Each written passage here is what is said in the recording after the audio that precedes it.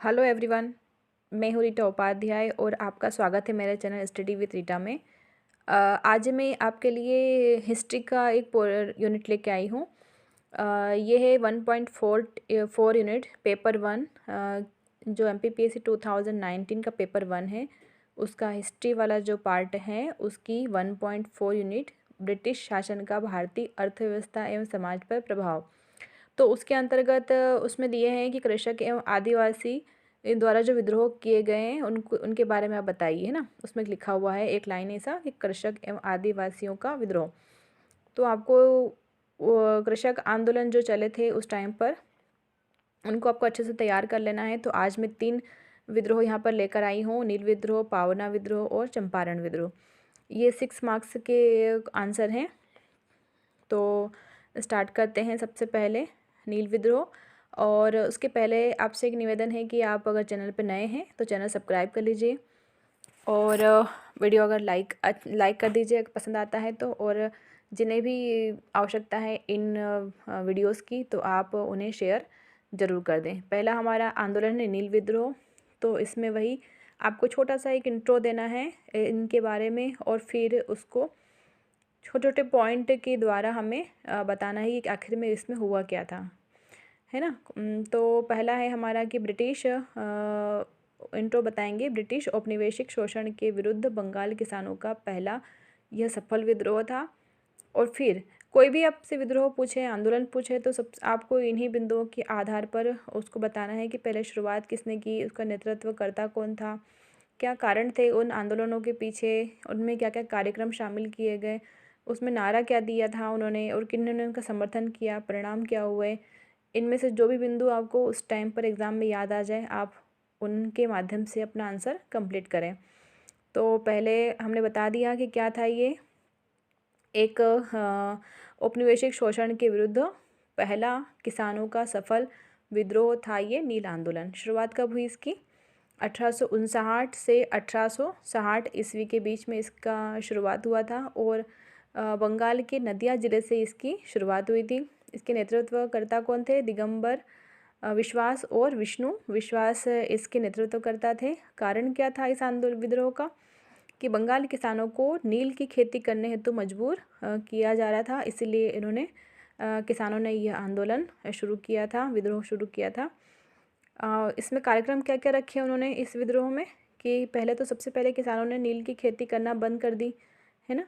और दूसरा फिर उन्होंने क्या करा कि किसानों को कर देना बंद कर दिया। ये 2 कार्यक्रम उन्होंने अपने विद्रोह में शामिल किए थे।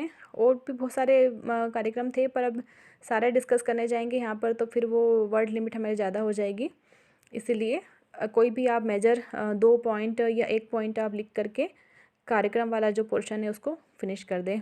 फिर हम इसमें नारा, तो नारा क्या दिया था नील विद्रोह में कि जो रक्षक वही भक्षक, ये नारा इसमें दिया गया था। समर्थन, अब समर्थन मीन्स किस व्यक्ति ने इनका समर्थन किया, किसी भी जो विद्रोह वगैरह होते थे वो किसी अखबार के थ्रू या फिर किसी पुस्तक के थ्रू उसका जन प्रसार किया जाता था तो उसे कहते हैं समर्थन किया। तो इसका समर्थन किया था हिंदू पैट्रियाट में और नीलदर्पण जो कि दीनबंधु मित्र की किताब थी उसमें इसका समर्थन किया था। और इसके परिणाम क्या हुए? तो इसके परिणाम हुए कि 1860 तक सारे जो नील कारखाने थे वो बंद हो गए। दूसरा, भील आयोग ने नील की खेती करने की बाध्यता को समाप्त कर दिया। ये इसके कारण हुए और यहाँ पर हमारा ये नील विद्रोह वाला जो आंसर है 6 मार्क्स का वो भी कंप्लीट हुआ।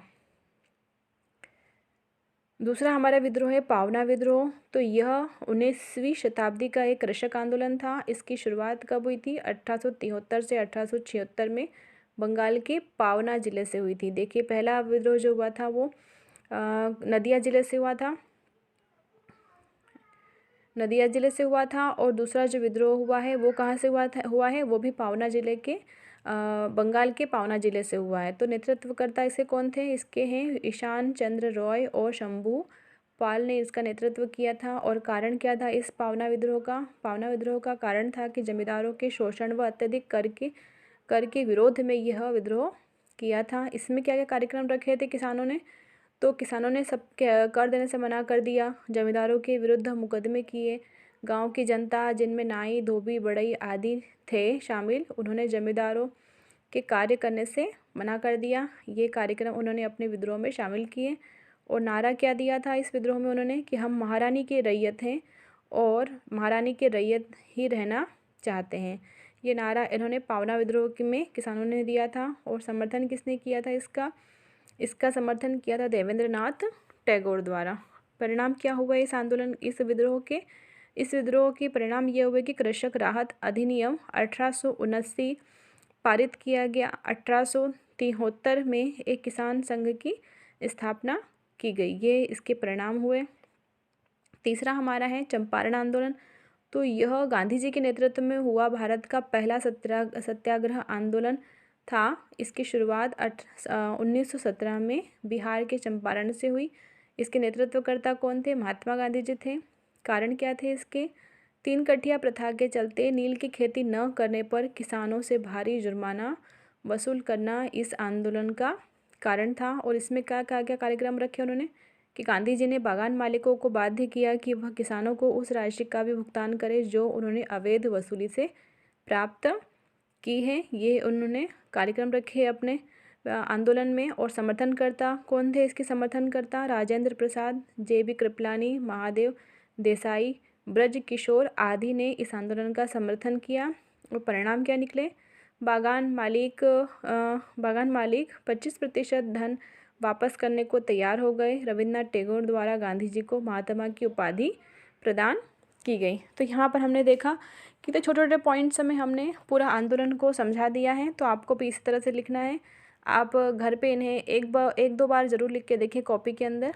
आसानी से आप वहाँ पर भी लिख पाएंगे ताकि, और इन्हें नोट डाउन कर लें। टेस्ट सीरीज अपनी खुद से आप बना लें। थोड़ी वो प्रीवियस ईयर के जो क्वेश्चंस हैं उनको शामिल कर लें।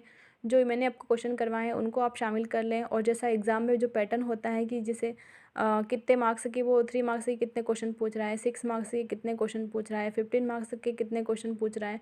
तो इस प्रकार से आपने अब खुद अपने घर पर ही टेस्ट सीरीज आप बना लें। जो बच्चे ज्वाइन नहीं कर पा रहे हैं भारी फीस वगैरह के चलते, जो नहीं पेड कर पाते हैं, तो वो इस तरह से बना करके आप घर पर ही आंसर राइटिंग करें और घर पर ही अपने नोट्स बनाएं, टेस्ट सीरीज़ बनाएं और उन्हें डेली प्रैक्टिस करें। Thanks for watching.